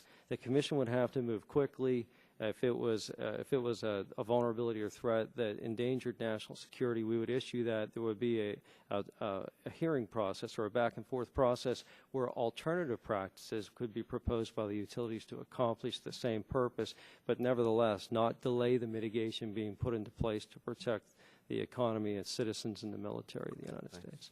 I'll yield back, Mr. Chairman.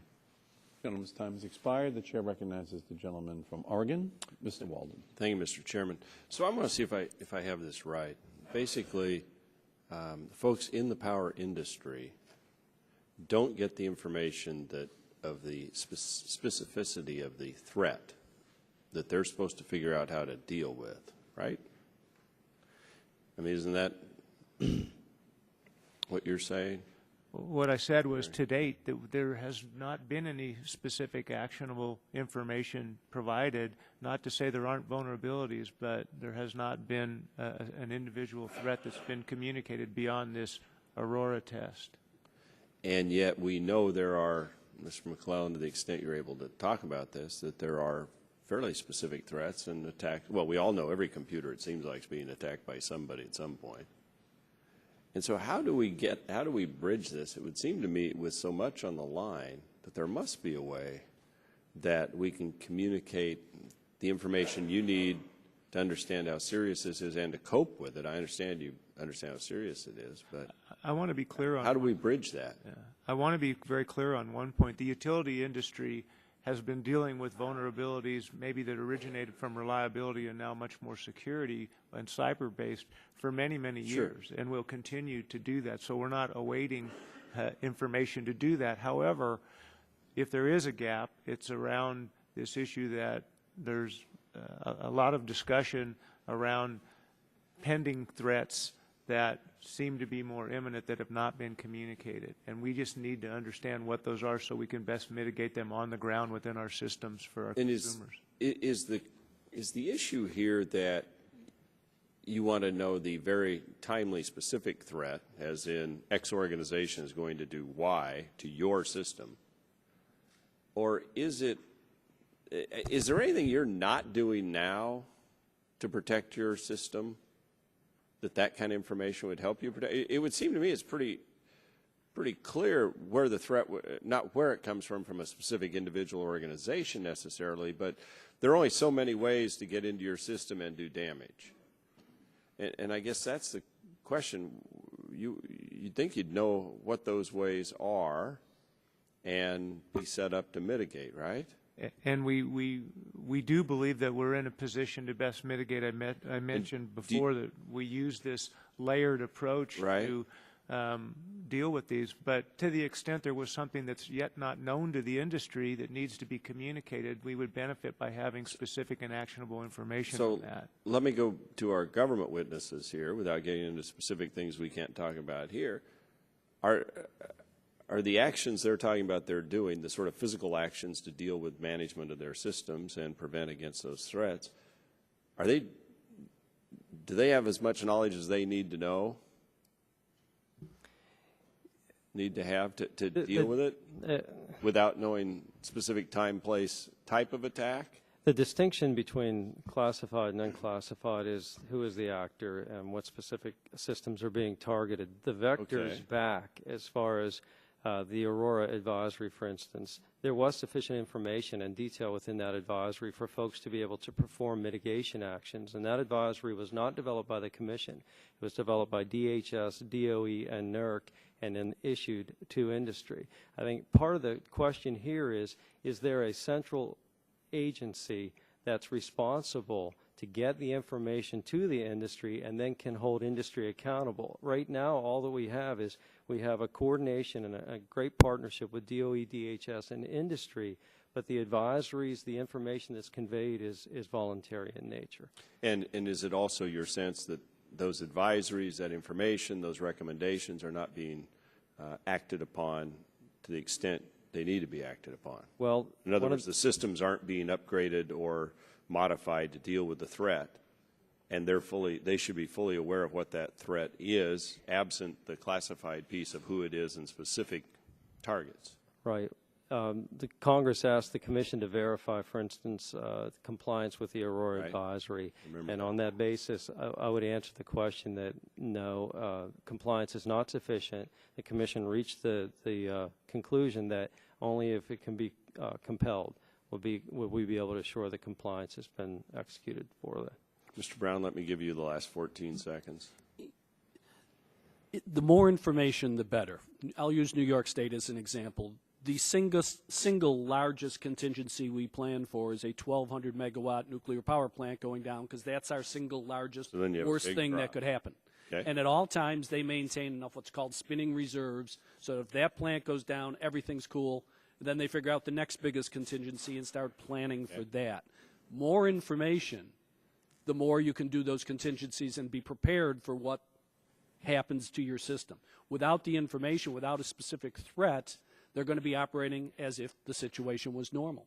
And that's where I think you become most vulnerable at that point, when you're not prepared for 2 or 3 things happening at once, which if you knew that there was a threat of that, you could plan your system around it. So that's why the control area is even more important than the utilities when it comes to this.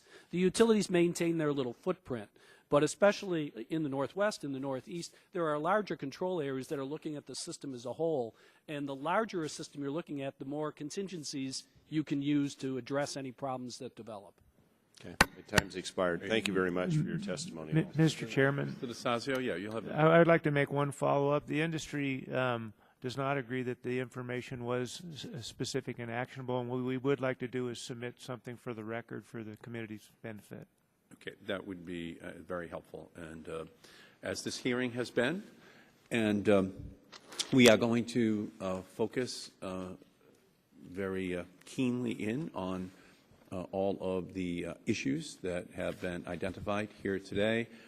It's not lost on the committee that when a recent survey by the NERC of the generation owners in America, that only 1/3 of them could identify a single critical asset to which the NERC cyber standards would apply.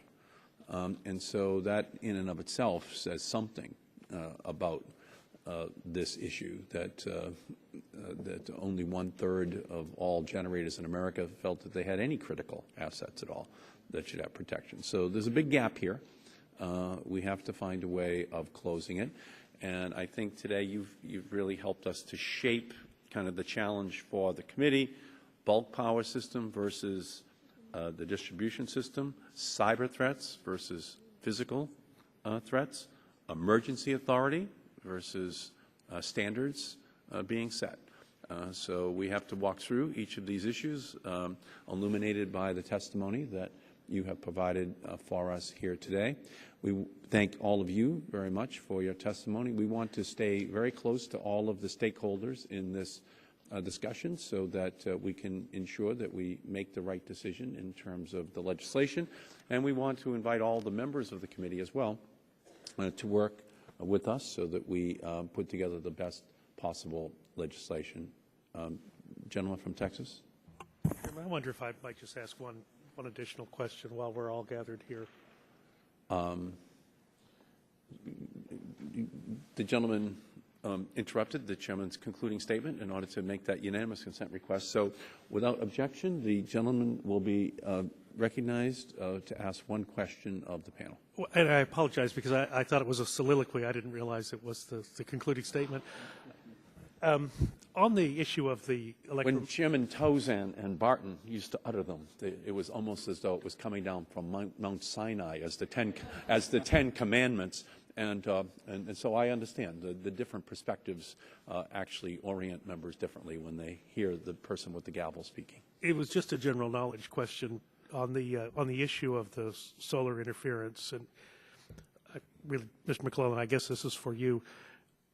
A couple of years ago, when I was working with the pilots unions and the flight attendants unions on trying to mitigate their exposure to in-flight radiation, I got the impression that these things, there was a predictive ability to these. Are we able to predict with any accuracy the sudden burst of solar activity?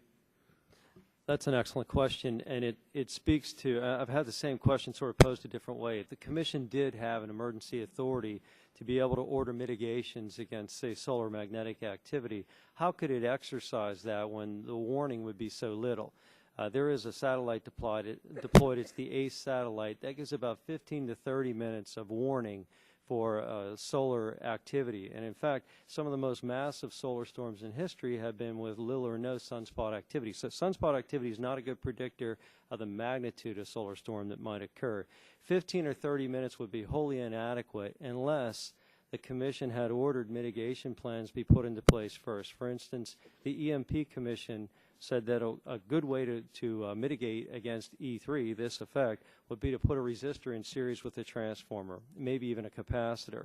Those could be put into place with 15 to 30 minutes. As long as the entities were practiced, they could be given that notice, and the thought would be they'll get more and more time, and they could switch those in to mitigate. Thank you, Mr. Chairman. Gentleman's time has expired. We thank all of the witnesses again. The big solar announcement today, of course, is that the President is down at Florida Power and Light making this big announcement about solar technology in Florida and its interrelationship with the smart grid. So obviously that focuses us on solar, on smart grid, on making sure we build this out correctly because obviously in this new distributed energy world that solar presents, we need to continue to think through. But my congratulations to Florida Power and Light for that big breakthrough today with the President. And with that, this hearing is adjourned.